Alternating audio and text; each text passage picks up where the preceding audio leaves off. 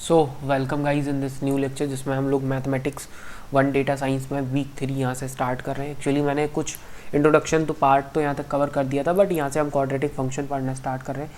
तो सिंपल से शब्दों में अगर कहूँ तो क्वाड्रेटिक फंक्शन में यहाँ पे पूरा पैराबोला आपको, मैं पैराबोला कहने वाला था, पैराबोला आपको पढ़ाया गया।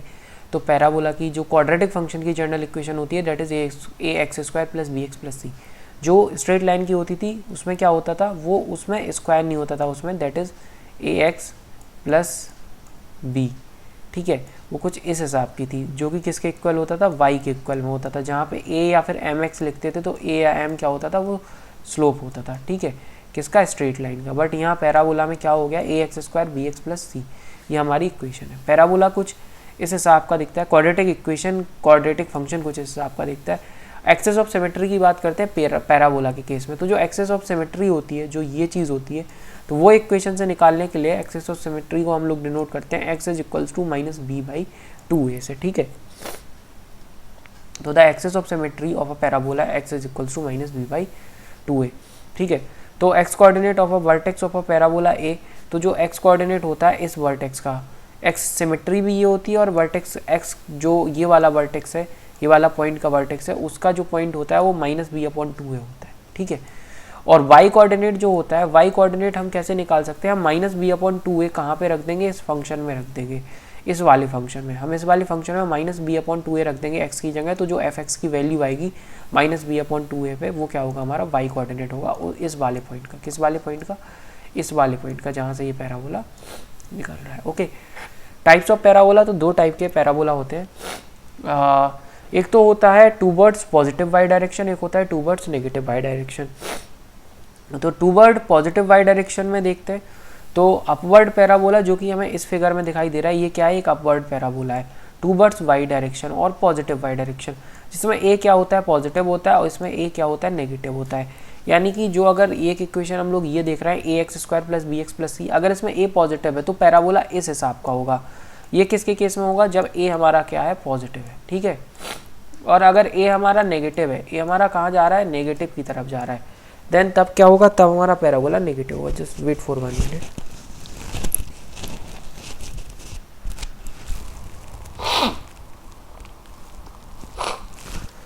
सॉरी गाइज, जुकाम थोड़ा सा हो गया है तो इस वजह से थोड़ा सा विलम्ब हो रहा है। ओके, देन ये हमारा, अब स्लोप ऑफ क्वाड्रेटिक फंक्शन की बात कर लेते हैं। तो स्लोप ऑफ क्वाड्रेटिक फंक्शन हम कैसे निकालते हैं, slope of quadratic function is for the quadratic function describe as f x.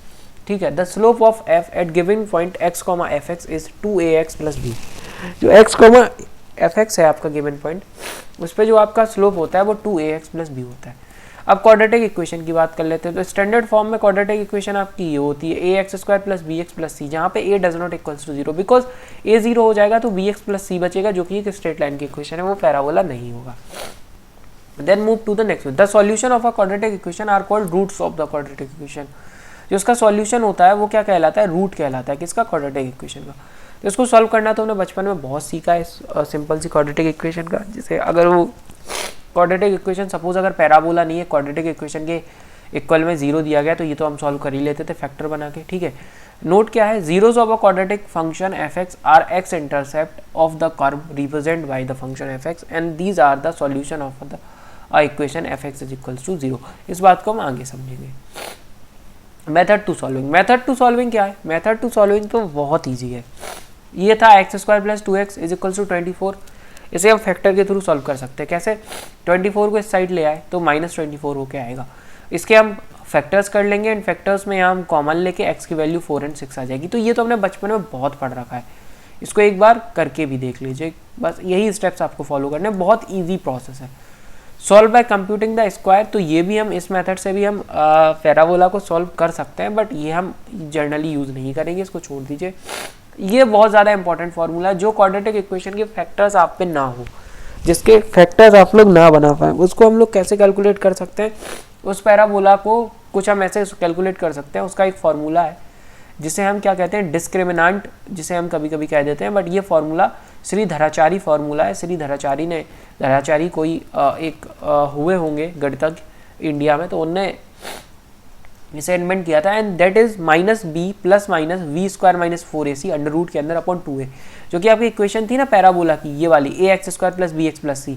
इस पैराबोला की इक्वेशन को कुछ इस हिसाब से हम लोग x की वैल्यू निकाल सकते हैं, तो ये फॉर्मूला लर्न कर लीजिएगा। देन मूव होता है नेक्स्ट चीज़ की तरफ, जो कि हमारा वैल्यू ऑफ डिस्क्रिमिनेंट। इसे वी स्क्वायर माइनस 4ac को डिस्क्रिमिनेंट कहते हैं, और डिस्क्रिमिनेंट की वैल्यू अगर जीरो है, जीरो से ज़्यादा है, और डिस्क्रिमिनेंट है क्या, वी स्क्वायर माइनस 4ac, जो आपकी पैराबोला की इक्वेशन है, that is a square plus b x plus C.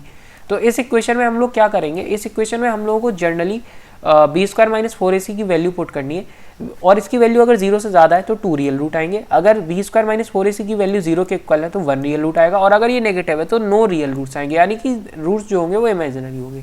Example यहाँ पे दिया गया है, बी स्क्वायर माइनस 4ac की वैल्यू जो हमने कैलकुलेट करी, तो वो वी स्क्वायर माइनस 4ac की वैल्यू जो होगी वो क्या होगी, ग्रेटर देन जीरो होगी। तो यहाँ पे हमारे दो रूट आ गए, 4 और -6, जो दोनों की क्या है, रियल है।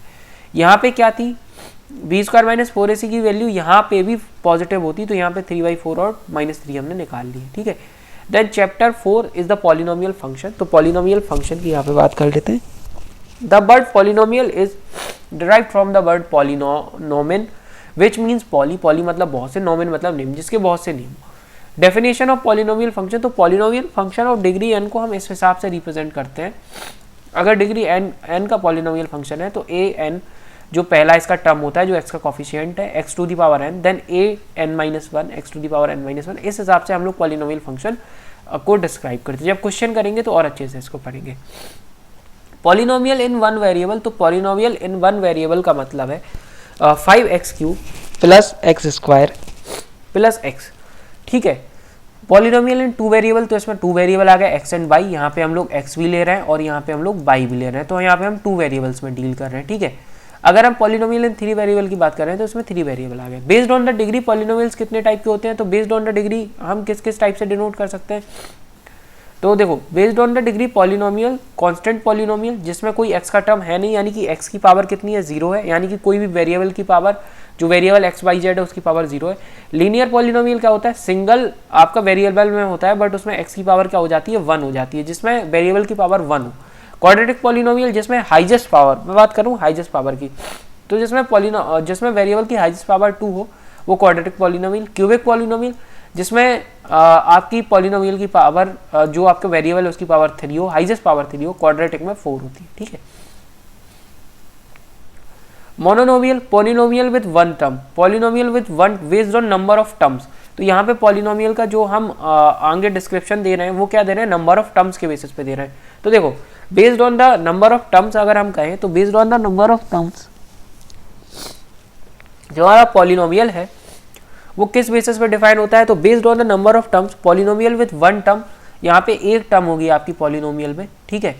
पॉलिनोमियल विद टू टर्म्स, तो यहाँ पे टू टर्म्स होगी। ये जरूरी नहीं है कि उसकी पावर क्या है, बस यहाँ पे हम लोग क्या डिफाइन कर रहे हैं, यहाँ पे हम लोग सिंपली डिफाइन कर रहे हैं कितनी उसमें टर्म्स है।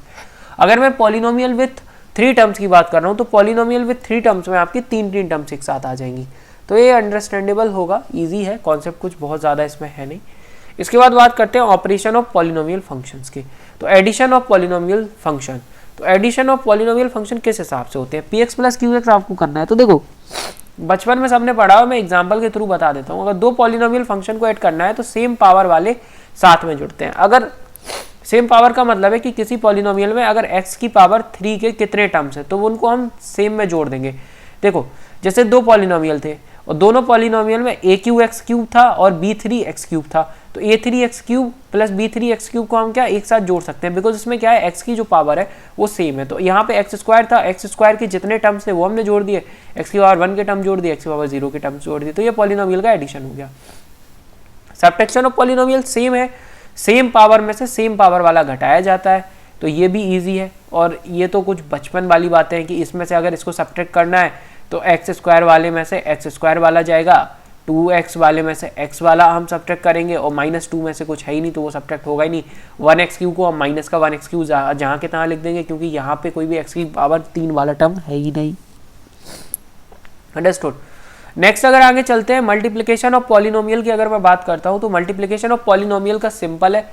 देखो अगर हमें इसका मल्टीप्लाई px का मल्टीप्लाई qx के साथ करना है तो देखो पहले x² का मल्टीप्लाई इन तीनों टर्म्स के साथ करेंगे, प्लस लगाएंगे, फिर x का मल्टीप्लाई हम इन तीनों टर्म्स के साथ करेंगे, फिर प्लस लगाएंगे, 1 का मल्टीप्लाई इन तीनों के साथ करेंगे। तो ये तो बचपन वाली बात है, ये तो सब हमने पढ़ी रखी है, ठीक है। तो ये तो ईजी है, जस्ट वेट फॉर 1 मिनट।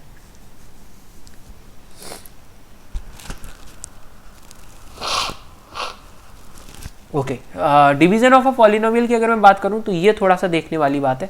तो डिवीजन ऑफ द पॉलिनोमियल में हमें क्या करना है, मैं इजी तरीका बता दे रहा हूँ, ये भी बचपन में सबने पढ़ा है बट एक बार रिवाइज कर लो।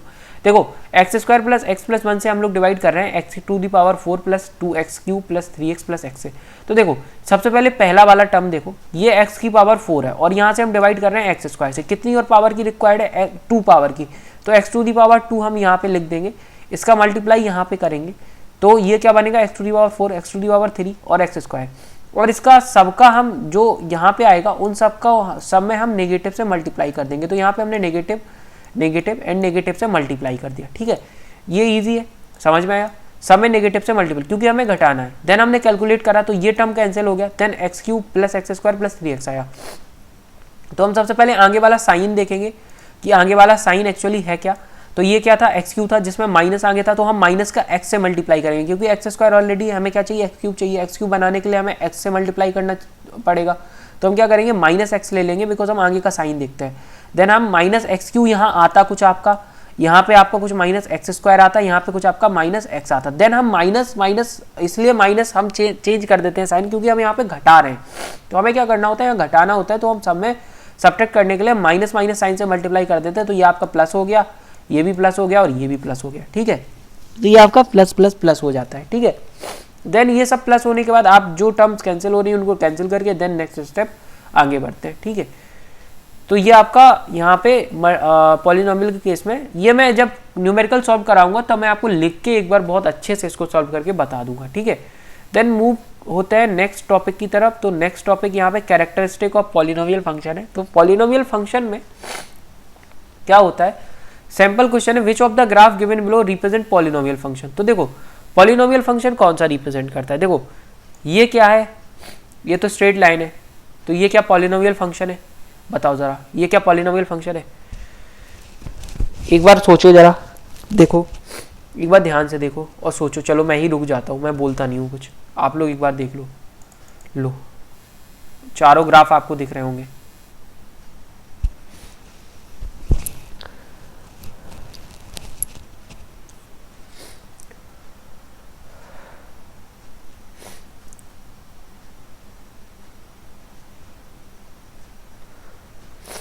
देखो पॉलिनोमियल फंक्शन, देखो ऑप्शन ए क्या है, फंक्शन है, तो ये तो पॉलिनोमियल फंक्शन है ही। ऑप्शन बी भी हमारा फंक्शन है, तो ये भी पॉलिनोमियल फंक्शन है। अगर यहाँ देखा जाए तो ये तो किसी फंक्शन को रिप्रेजेंट कर ही नहीं रहा है because it has a sharp knob, और ये तो कंटिन्यूस ही नहीं है, तो ये तो कोई फंक्शन होगा ही नहीं, ठीक है। तो ये दोनों हमारे पॉलिनोमियल फंक्शन है। नेक्स्ट मूव करते हैं आगे, zeros of a polynomial function. Zeros का मतलब होता है जहाँ पे जो पॉलिनोमियल है उसकी वैल्यू जहाँ पे जीरो हो जाए, ठीक है। पॉलिनोमियल फंक्शन की वैल्यू जहाँ पे हमें जीरो मिल जाती है तो वहाँ क्या हो जाता है, उसे हम कहते हैं zero of the polynomial function, ठीक है। अगर एफ एक्स है और जहाँ पे एक्स की जिस वैल्यू पे हमें पॉलिनोमियल की वैल्यू जीरो मिल जाती है वो क्या कहलाता है, जीरोज ऑफ पॉलिनोमियल फंक्शन। तो यहाँ पे पॉलिनोमियल फंक्शन हम पूरा कर चुके हैं। नेक्स्ट लेक्चर में हम लोग पढ़ेंगे एक्सपोनेंशियल फंक्शन से।